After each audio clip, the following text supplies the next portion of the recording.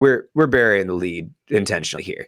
That's obviously, not all the news that happened this week. Unless you've been living under a rock, you've probably heard gamers have joined together to take down hedge funds by exposing them for the fungazi that it is. Jake, can you tell us a little bit more about what's been going on with Wall Street bets? Fugazi. No. It's that's the whole line from The Wolf of Wall Street. So anyway, which is the big reason why we're all here right now, because right. GameStop was. So if like Dodd said, if you haven't heard anything, basically what I'd like to do now is kind of just break down what the hell happened. With essentially, like if you understand what happened, you're probably going to be like, okay, well, this is going to be another boring 5-minute explanation. If you don't, I'm hoping I made this to where everybody can pretty much be like, okay, now that makes a little sense, or at least somewhat, right? So GameStop was seen as a company that was in trouble. Their business model of brick and mortar stores for game sales and rentals, was under pressure due to people purchasing digital copies, ordering online, and COVID. Obviously, COVID was the final blow in most retailers, right? But this was picked up on by some hedge funds who thought that the company would face bankruptcy in the near future, which would render their shares effectively worthless. So they bet against GameStop by shorting their shares. So a lot of people are probably wondering, what the hell does that mean? Shorting shares is the practice of borrowing shares, selling them, waiting for the price to go down, buying them back at a lower price when that happens, and then giving them back to the lender. It's a buy low, sell high, but in reverse order. So rather than betting a stock will rise by buying it now and plan to sell later when it's worth more, you sell now and plan to buy later when the price is lower. Simply put, I'm Wall Street, and I borrow a pillow, not from like the My Pillow guy, just a normal pillow that I have to give it back. Important distinction. I borrow this pillow and I have to give it back on the 29th, right? I sold the pillow for $100 thinking that I could buy it back for $50 before the 29th. Reddit fucks then bought the pillow I borrowed, and now I can only buy that pillow back for $3,000. Tomorrow is the 29th. And I don't have $3,000. So anyway, the internet, notably Wall Street Bets, picked up on an enormous amount of GameStop shares that were being sold short, and to the tune of 120% of available shares currently. Now, two important things came into play. One, when you borrow a share, the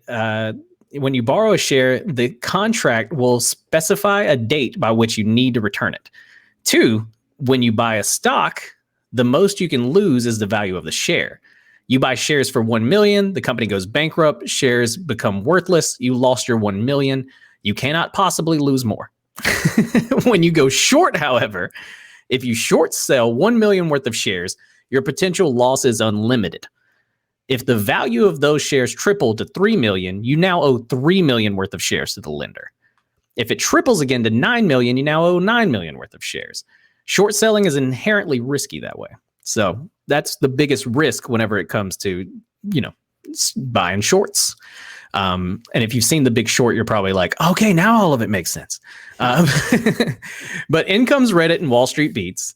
They figure that maybe if enough people could be convinced to buy GME, which was GameStop stocks, first, the price will naturally rise if enough people want to buy. And secondly, well, one day those short sellers will be forced to buy them at market price. And if a lot of them have to do so, at the price should rise spectacularly because the short sellers must buy.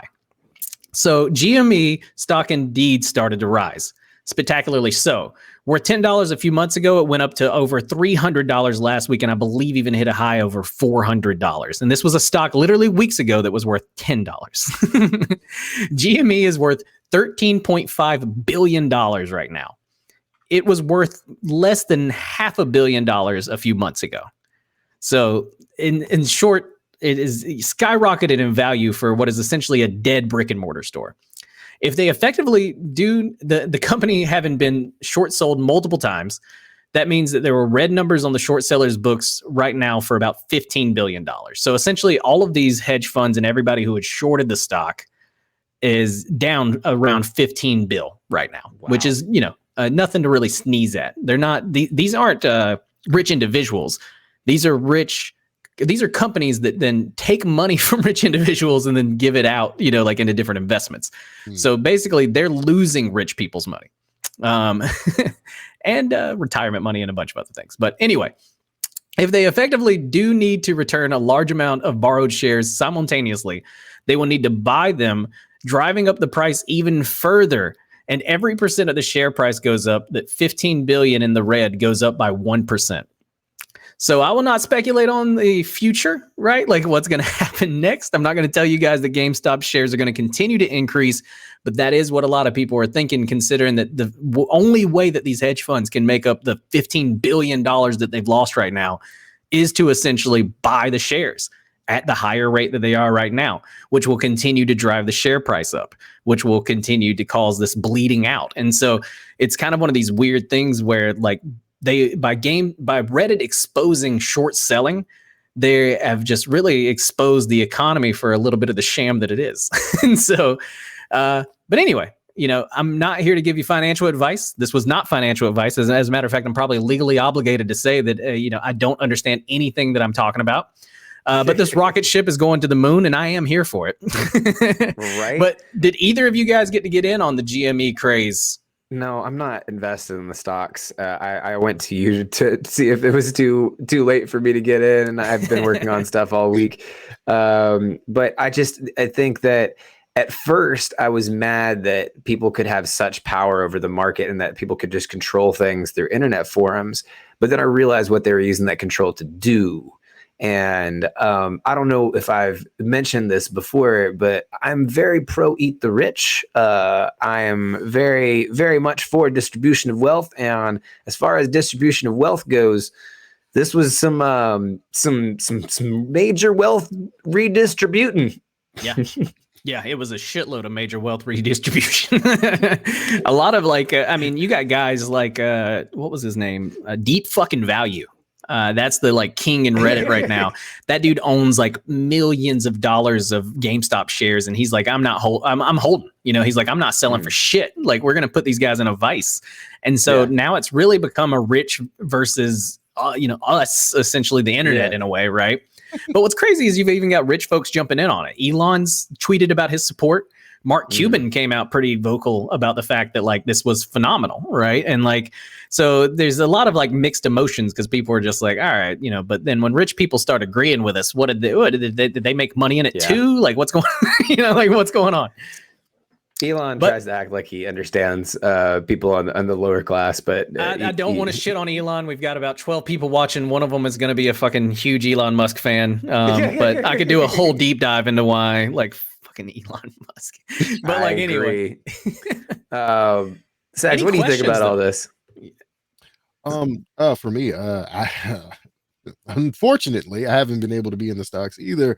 But what I do know is that Robinhood definitely was definitely owing people in the worst way of making sure that you couldn't buy any more stocks in GME. Not just GME too, because I heard things about people not being able to buy stock in AMC, people not being able to buy stock at Bed Bath & Beyond, a couple of things that they were just stopping people from buying stuff. Not only that, they were making people sell the stocks that they had. I've had friends that are doing financially well say, man, Robinhood cost me $30,000. You know what I'm saying? You're talking, that's nothing to sneeze at. You know what I'm saying? Not somebody that's rich, but somebody that's doing okay, and it's 30 racks. I say that's a lot of money. And I just love the email they sent. And it's also with, hey, it's been a rough time or a rough. It's been a rough day with that bullshit. How you gonna tell me? How you gonna tell me? But Robinhood, and I didn't honestly, that is a big thing. So thanks, Sax, because they have been obviously at the core of this story, along with Wall Street Bets and GameStop. It's mostly been going down on Robinhood because of its UI. A lot of your first time investors have been buying on there. And since it lets you do micro trading, which is essentially where you can buy a piece of a share rather than a whole share. Well, Robinhood has always been known for micro trading. They've always been known to allow your normal everyday person to be able to buy just parts of an Apple share if they want to, or parts of whatever, right? Right. Well, they shut that off because the hedge funds were bleeding out. They said, no, you can only buy one whole share because GameStop's almost at $400 a share. If we make it to where you can only buy one whole share, not a lot of people can afford to just drop $400 on a share, right? Mm-hmm. And if they can, they're not buying a lot of shares because right now we're getting basically stabbed repeatedly by a bunch of, people, middle America and then lower class, like not necessarily rich people coming and buying up a bunch of these shares right now. It's mostly Redditors. It's people who just got stimmies. And so, and so they were like, if we can just make it to where you can only buy one share at a time, that'll help. Right. And so they did that whenever they unblocked it because they blocked it for 24 hours, the whole day. They essentially said you can't buy any shares. And what was mostly retail, movie theaters, a bunch of things that were getting shorted. Like you said, Bed Bath & Beyond was one. They really have no other excuse for why they did that other than the volatility that it was causing in the market, right? Oh, dude, their only excuse was that they were protecting traders from themselves, essentially. They were trying to say they shut down buying those because when you really look at it, and this is people can be upset, but at the end of the day, GameStop's fucking dead, bro. Retail's dying, GameStop was dying, it couldn't keep up with digital. We're all buying things on our system. We're either buying them through Steam on here or the Epic Game Store, whatever the fuck we use, right? You're either buying it through the Microsoft Store, or you're either buying it through PSN. Right. And so that's where everybody's getting their games these days. And, so GameStop's dead, but its stock, instead of going drastically down, which it should have, and which is what these guys were betting on, it went fucking to the moon. And so that's where it's insane because, eventually you got to think it's going to come down, but that's what these guys are saying. If you hold and it stays here, we're putting the squeeze on big money. We're putting the squeeze on hedge funds, and they're going to have to shovel out money to all of us who own stock to basically let us let go of the stock. And so that's where it's super fucking interesting. I don't know really, what's going to happen, but at the end of the day, it's insane. GameStop shouldn't be valued that much. No, I agree. I mean, that's one of the things that Saturday Night Live pointed out was is the stock market broken right now? Is GameStop worth that much per share? Is that what that company should be valued at?